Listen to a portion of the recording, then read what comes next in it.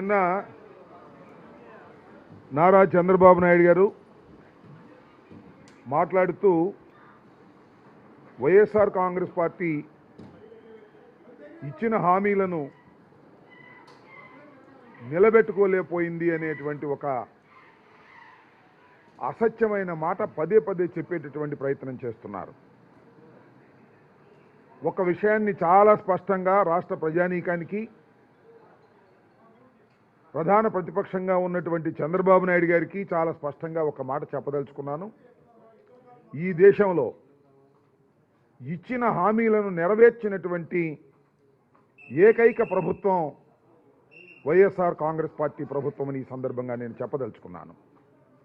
దానితో పాటు నారా చంద్రబాబు నాయుడు గారు 2014 నుంచి 2019 వరకు కూడా ఈ రాష్ట్రాన్ని పరిపాలన చేసేటటువంటి అవకాశం ప్రజలు ఇచ్చారు.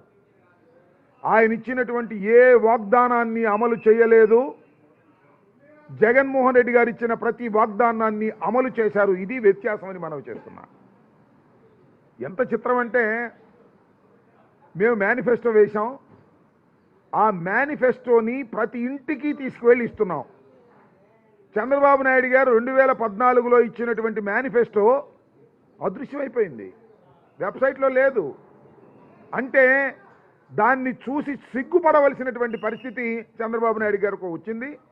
అందువల్ల దాన్ని మాయం చేశారు.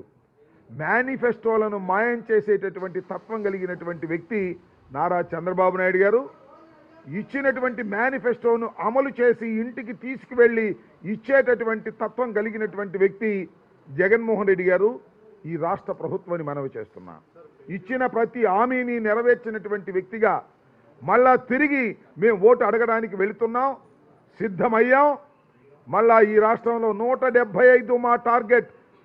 అధికారంలోకి రావడం కాదు, ఏ 150తోనో 130తోనో 120తోనో అధికారంలోకి రావడం కాదు.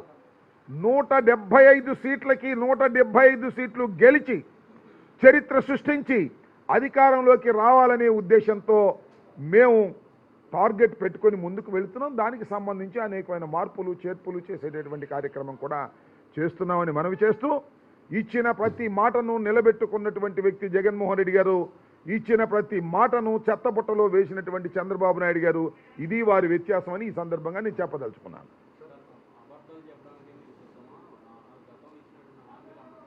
ఏ ఒక్కటి చెప్పమనండి, ఏం అబద్ధం చెప్పాం మేము, ఏమి చేయలేదు. సిపిఎస్ ఎస్, దానికి ఆల్టర్నేటివ్ తీసుకొచ్చాం. దాని విషయాలు వివరంగా చెప్పి ఆ ఆల్టర్నేటివ్ తీసుకొచ్చినటువంటి సందర్భం తప్ప మోసం చేసిన సందర్భం లేదే. అసలు మేనిఫెస్టోని తీసుకురామండి. మేము మేనిఫెస్టో అమలు చేయలేదని చెప్పేటటువంటి తెలుగుదేశం పార్టీ వాళ్ళ మేనిఫెస్టోని తీసుకొచ్చి చెప్పమనండి. గత 2014లో ఇచ్చినటువంటి మేనిఫెస్టోని పట్టుకొని మాట్లాడమనండి దమ్ముంటే. మేము ఆ పట్టుకుని మాట్లాడేటటువంటి ధైర్యం, దమ్ము మాకుంది.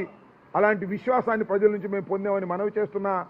రెండో అంశానికి వస్తే, పొద్దున ఒకసారి సాయంత్రం ఒకసారి వెళ్ళి వచ్చాయంట పవన్ కళ్యాణ్ గారు చంద్రబాబు నాయుడు గారి ఇంటికి. దేనికి వెళ్ళాడో నాకు అర్థం కాల. ముష్టి కోసం వెళ్ళాడా? సీట్లు ముష్టి కోసం. అయ్యా నేను చెప్తానయ్యా, ఆ జనసేన కార్యకర్తలకి, జనసేన నాయకులకి మాకు టికెట్ వస్తుంది, మేము గెలుస్తాము, ఓడతాము అని కంగారు పడుతున్నటువంటి జనసేన నాయకులందరికీ చెబుతున్నా, కుక్క తోక పట్టుకొని గోదావరి ఈదకండి.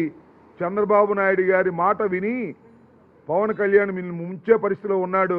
ఏదో 60 సీట్లు ఇస్తారు, 70 సీట్లు ఇస్తారు, 8, 9 పార్లమెంట్ సీట్లు ఇస్తారని బయట మీరు ప్రచారం చేసుకుంటారు. ముష్టేస్తాడు. ఆ ముష్టి తీసుకునేటువంటి పరిస్థితి తప్ప గత్యంతరం లేని పరిస్థితి మీకుందని మనవి చేస్తున్నా.